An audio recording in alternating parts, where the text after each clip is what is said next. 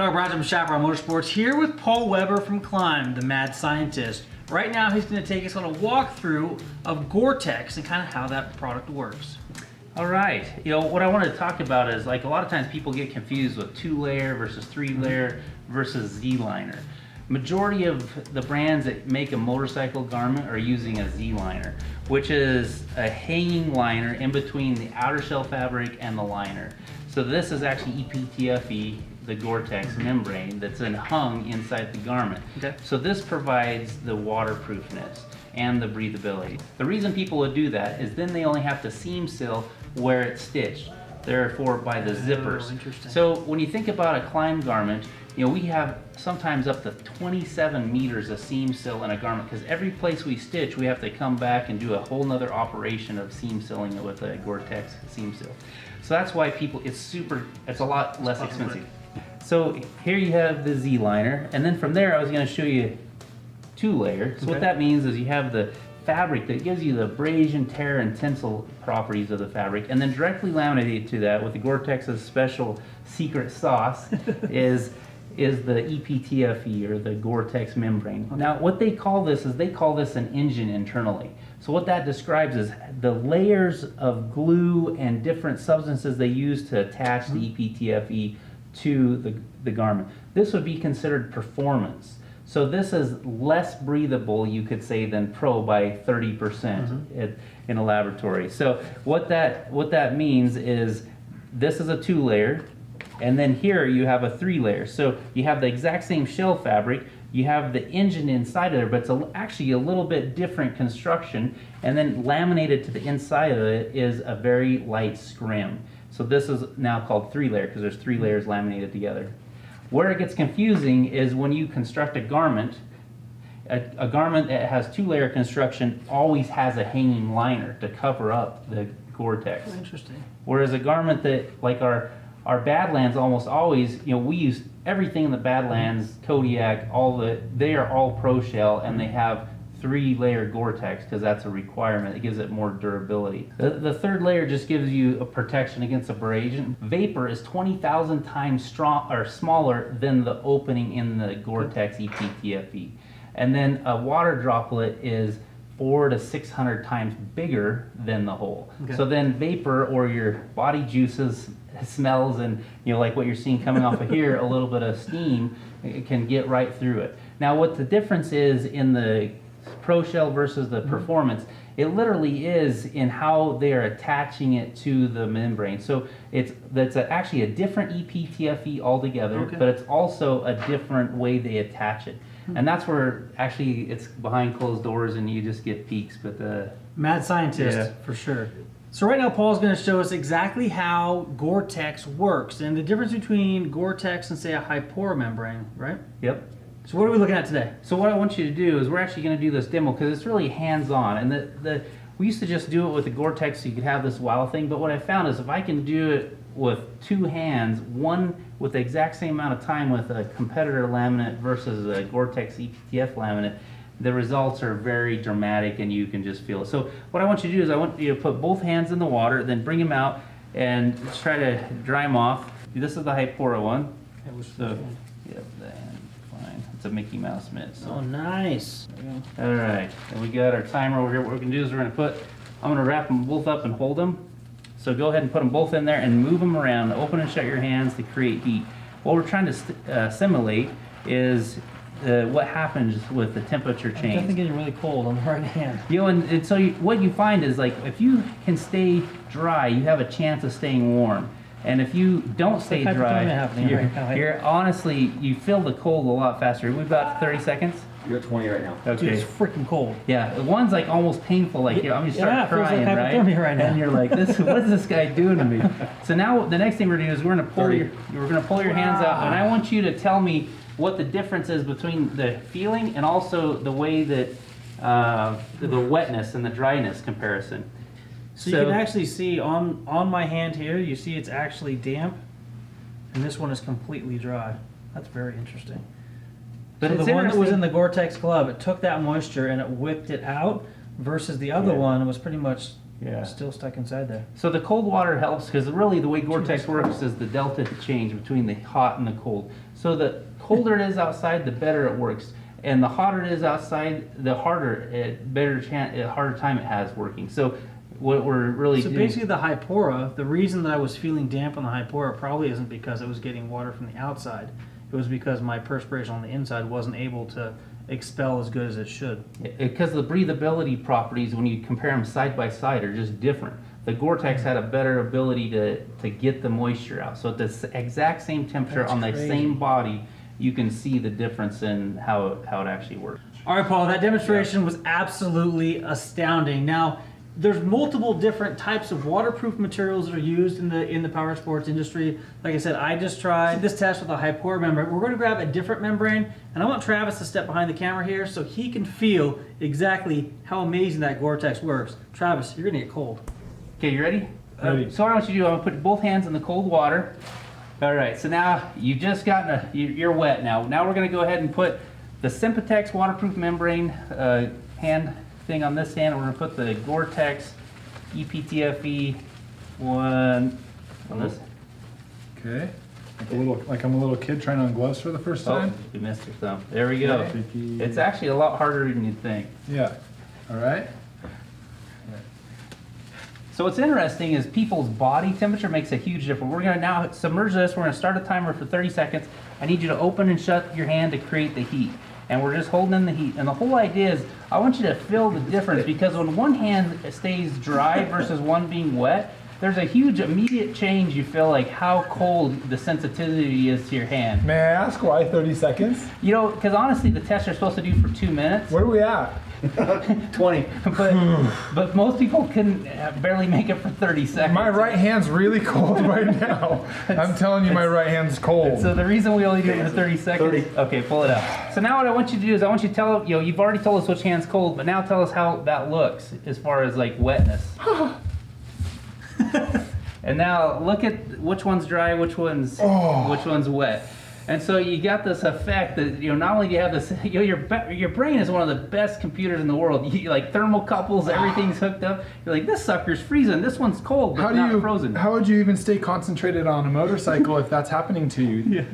So, being dry allows you to be warm. Once you get wet, you're gonna freeze. It's just the way it works when Yeah, it's cold. I'm sure even up here in these kind of conditions. It's, Yeah. Well, you think about evening rides, like a lot of times, especially when October's here, November, it might be 20 degrees, but the roads don't have ice on them. So I'm still riding my motorbike up here, and you never know what's gonna happen. So you just gotta be ready. That's impressive. This allows you to be ready. That's impressive. Thank you, Paul. You bet.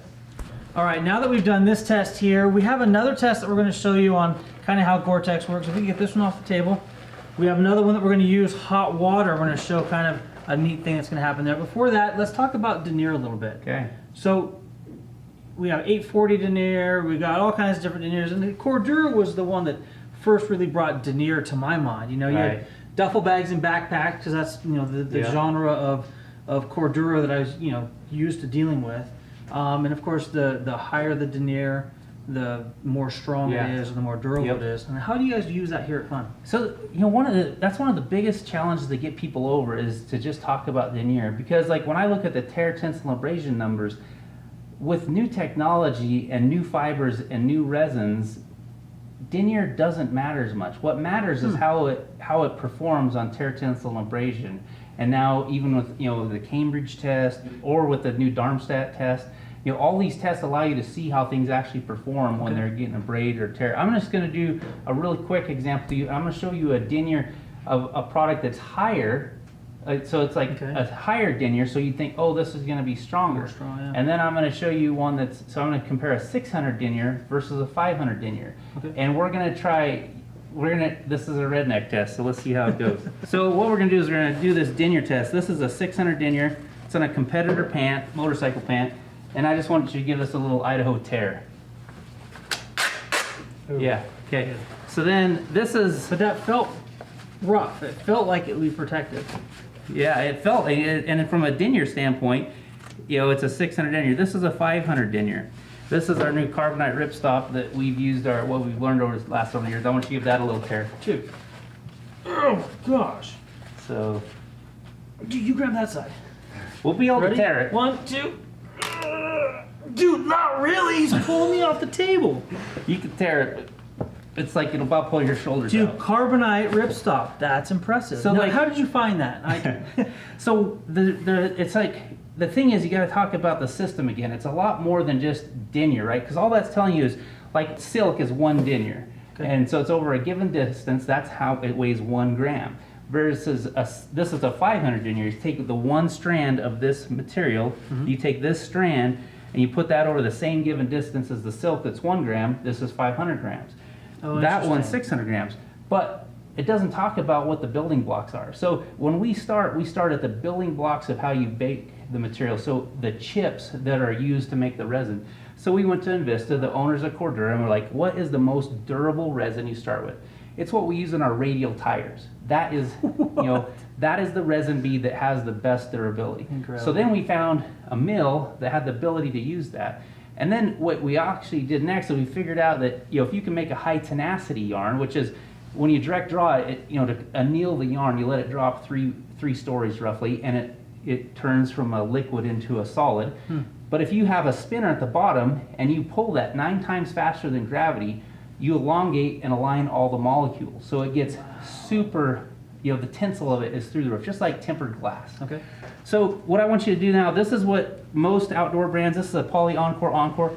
This is what is normally in your outerwear. So go ahead and just give that a good Idaho tear. So It's not very strong. then this is what we use in all of our thread. This is a Tech 70. And I used to do the demo and I would break it, but I've cut my hands too many times. So I just want you to give it a tear, but I don't want you to cut your hands. Oh, dude. It's like fishing line. Yeah. So what this is this is 3 bundles. So if you untwist this, you'll see 3 bundles in there. Each one of those has multiple picks. So when we designed this fabric, the standard was 28 picks per yarn. We increased that by 5, just to 33, but our tear and tensile went through the roof. And then we found that there's only like 3 mills in the world that still have the ability that run Cordura that can do the twisting of the yarn after it's constructed. So we figured out, like, if we twist it too much, we make a screen door. But if we twist it the exact right amount, every time we break a fiber, it'll pull back into the bundle, if you will. But it actually improves your tear, tensile, and abrasion. So therefore, you got a 600 denier that you can rip like toilet paper, and you got this one that you'll pull your shoulders out trying to rip. That's incredible. So it all goes back to, like, as soon as somebody tells me, like, oh, it's all about the denier, you just know they don't know what they're talking about. Wow, Paul, that test is really amazing, and that really gives us an idea of how, like, the original Latitude, or not Latitude, the original, Badlands? yeah, the Latitude. Latitude was thick too. I was Yeah, thinking something different actually, as the well. Latitudes were where we debuted that fabric. So it's interesting. So you Yeah. go from that to the Badlands that had a really thick denier to begin with, and now we have a jacket that's way more movable, way more flexible, yet way more abrasion resistant and tear resistant, which is impressive. So we're talking about taking these garments that were already world-class garments and finding new ways to make the fabric in order to make them lighter, stronger, and more protective. Now this is going to be a very interesting test. As you might be able to see, there's steam from this hot water coming up out of this glass. And we're going to take a look at how long it takes for a specific material that has Gore-Tex on it to be able to allow that vapor to escape.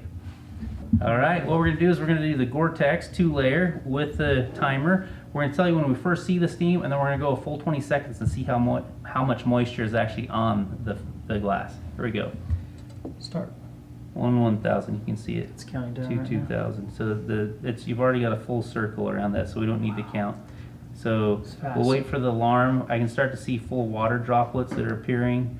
So we're gonna be able to make, like, lots of water on this fabric after 20 seconds. So if I was lost in the jungle, I could just sweat a lot and just lick my Gore-Tex. So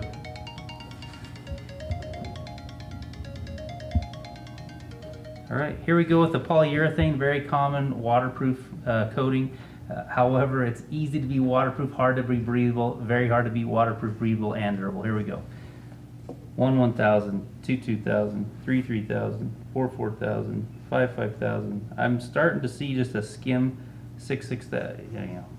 So started to see, but we'll go the I'm full starting 20. to see it. It's not even covered that whole surface yet. It's about 3/4 of the way covering that circle now. It's really slow to come through. Yeah. But then the reality is it just goes away instantly. So as soon as I take it off, there's so little moisture on there. There was some moisture, but even a plastic bag is breathable to some point. But there's nothing, it's immediately dry. Now, why would a test like this be important? Why is it important for your garments to be able to vent that quickly? Well, this little bottle right here, it's kind of disgusting, but it proves a point. What is this, Paul? You know what this represents is an 8-hour period with high activity, your feet sweat 200 milliliters. That much sweat comes out of your feet. Ugh. And if you want to trap it like you see with the polyurethane, your wife is not going to be happy. Stinky boots. And with low activity, even at a desk in your office, 50 milliliters comes through. So whatever you can do to get that nasty moisture of sweat out and out of the system is the goal. And this just shows why it's so important to have good breathability.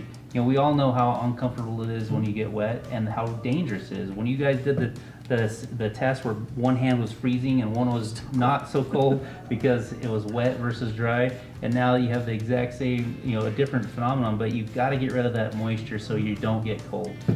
Paul's information is invaluable and I really appreciate it. It's the technology that goes in to the KLIM garments that really make them what they are. Tune into our other videos where you're going to see the ins and outs of D30 armor. So take a look at the other videos that we've done with KLIM here in Rigby, Idaho. I'm Kyle from Chaparral Motorsports. Until next time, take care and ride safe.